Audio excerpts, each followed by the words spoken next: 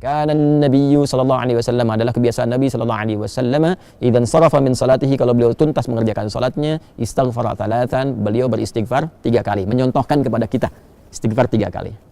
Jadi amalan pertama pasca salat, assalamualaikum warahmatullahi, assalamualaikum warahmatullahi. Anda mau lengkapi sampai wabarakatuh boleh gitu kan? Anda mau assalamualaikum sampai situ boleh. Jadi boleh singkat assalamualaikum, boleh. Kalau di madzhab Maliki itu biasanya yang salam pertama assalamualaikum, kemudian yang kedua assalamualaikum warahmatullahi, ya. Kalau Anda mau assalamualaikum warahmatullahi boleh, sampai wabarakatuh juga boleh, ya. Itu luas sekali babnya, sudah saya terangkan di bab fikih salat yang lalu. Lalu setelah itu apa amalannya? Sejenak, ya, kemudian langsung kita beristighfar kepada Allah 3 kali. Ya, 3 kali. Yang paling singkat, yang paling pendek tadi dikonfirmasi di syarah gitu kan. Bagaimana bacaannya? Maka Nabi pernah menyontohkan yang paling singkatnya astagfirullah, astagfirullah, astagfirullah. Itu yang paling singkatnya. Jadi kalau kita selesai salat, misalkan udah salam, kemudian kita istighfar astagfirullah, astagfirullah, astagfirullah. Kalau kita mau misalnya lengkapi juga ya dengan mau panjangkan misalnya boleh astagfirullahalazim, astagfirullahalazim, astagfirullahalazim. Nanti ada terusannya tuh, alladzi la ilaha illa huwal hayyul qayyum wa atubu ilaihi. Boleh ya. Jadi kalau misalnya buru-buru yang harus segera berangkat dan sebagainya, silakan. Mau sambil berdiri istighfar astagfirullah, astagfirullah, astagfirullah 3 kali. Ya. Baik, ini menarik, kenapa istighfar? Kenapa bukan langsung tasbih subhanallah ya kan? Tahmid alhamdulillah, Allahu akbar. Kenapa istighfar dimulai? Masih ingat teman-teman? Ya, kalau kita sambungkan ke awal tadi, idealnya dan seharusnya saat sholat itu kan terhubung dengan Allah kan? Saat sholat itu harusnya khusyuk kan, terhubung dengan Allah, nyambung kita. Tapi ada bagian-bagian dalam sholat yang kadang-kadang nggak terhubung dengan Allah. Bahkan dimulai dari takbir pun kadang-kadang sudah nggak nyambung. Ya tahu-tahu udah waladolin gitu kan. Padahal tadinya baru takbir tuh, ya tahu-tahu baru sadar udah waladolin kan, amin tuh ya. Nah, itu sesuatu yang kurang. Dan akan dilengkapi. Maka ketika akan melengkapi, adab pertama kita minta ampun dulu sama Allah. Seakan-akan kita mengatakan begini, ya Allah, ampuni hamba yang seharusnya tadi dalam sholat, ya, hamba bisa maksimal terhubung denganmu, tapi ada bagian-bagian tertentu yang kurang maksimal. Maka sebagai adab kita istighfar. Astagfirullah, ya Allah saya minta ampun, ya Allah saya minta ampun. Ini kaitan dengan sholatnya. Ya, ini kaitan dengan sholat ini bagian yang pertama. Baik. Yang kedua, ada kaitan juga nanti dengan pembuka ke doa. Pembuka ke doa. Karena doa ini doa yang terbaik itu salah satunya adalah doa yang dimulai dengan istighfar. Doa yang dimulai dengan istighfar. Karena doa itu spiritnya begini. Doa itu kan permohonan yang paling suci, bersih. Nah, akan sampainya kepada Allah yang maha suci. Sedangkan sifat Allah dalam menerima doa disebutkan oleh Nabi, innallaha thayyibun la yaqbalu illa thayyiba. Allah itu maha baik, maha suci, tidak menerima kecuali yang baik-baik saja. Ya, maka permohonan yang baik itu akan sampai kepada Allah yang maha baik jika hatinya baik dan jika dirinya baik. Makanya ada orang-orang yang ketika bermohon kepada Allah, dicontohkan oleh Nabi, dulu ada orang-orang, saya katakan langsung hadis Nabi saja ya.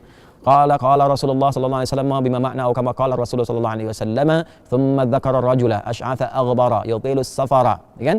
Yamuddu yadayhi ila as-sama'i fayaqulu ya Rabb, faqala Rasulullah sallallahu alaihi wasallam anna yustajabu lidzalika, famat'amuhu haramun wa mashrabu haramun wa ghudhiya biharamun fa anna yustajabu lidzalik. Nabi mengisahkan seorang lelaki yang menempuh perjalanan panjang yang diniatkan untuk menaati Allah itu berpotensi mengabulkan doa. Makanya kalau sedang safar banyak berdoa. Safar ke yang baik-baik ya, bukan safar ke tempat-tempat gak jelas itu kan. Kemudian setelah itu sampai di situ dia mengangkat tangannya. Orang yang mengangkat tangan untuk berdoa, kata Nabi, innallaha hayyun karimun. Sungguh Allah itu sangat maha mulia dan sangat maha memahami ya keadaan hambanya. Ya, maka ketika hambanya mengangkat tangannya sulit ya untuk tidak terkabul doanya. Cepat bagi Allah mengabulkan doa. Demikian terjemah bebasnya kurang lebih seperti itu.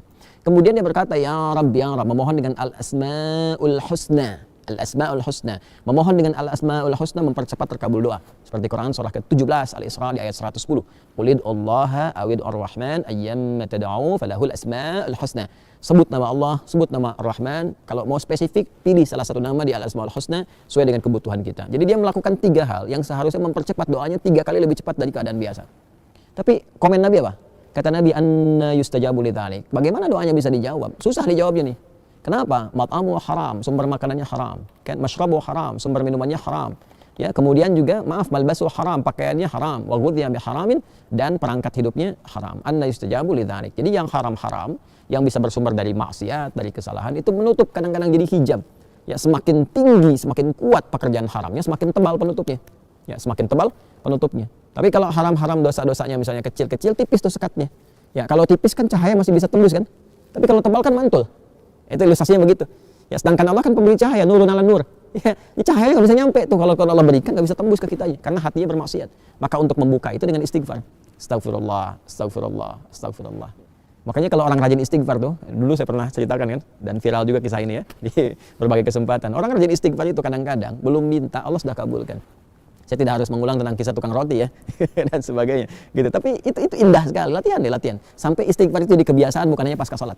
Ya, di jalan bisa istighfar, duduk di mobil bisa istighfar, ya, kemudian kita kadang merenung bisa istighfar. Itu kalau sudah menyatu dengan kepribadian kita, Masya Allah, enak itu, enak, tenang, nyaman. Latihannya salat. Jadi istighfar memberikan fungsi sebagai adab permohonan ampunan kepada Allah karena mungkin tadi tidak sempurna dalam salat, ya kan? Lalu dengan kasih Allah itu diberikan pemaafan dan disempurnakan. Lalu yang kedua, pembuka untuk menyampaikan permohonan dalam doa kepada Allah yang barangkali karena kondisi tidak terkoneksi tadi, ya belum mampu, ya kita menyampaikannya sehingga tidak terjawab dengan maksimal, ya kan? Ya, karena itulah setelah sholat kita beristighfar, pembuka itu dicerahkan dulu hatinya, ditenangkan, lalu memohon. Makanya orang kalau udah istighfar, mintanya itu, apalagi kalau air matanya mengalir, doanya lebih khusyuk dipanjatkan dibandingkan dengan langsung berdoa begitu saja. Gak percaya silahkan Anda cek tuh. Ya, ingat dosanya apa, ini apa, ngalir air mata, minta itu seketika itu cepat sentuhannya ke jiwa. Nah, karena itu nanti bab doanya terletaknya setelah itu. Setelah istighfar itu nanti ada doa pembuka dulu, ya.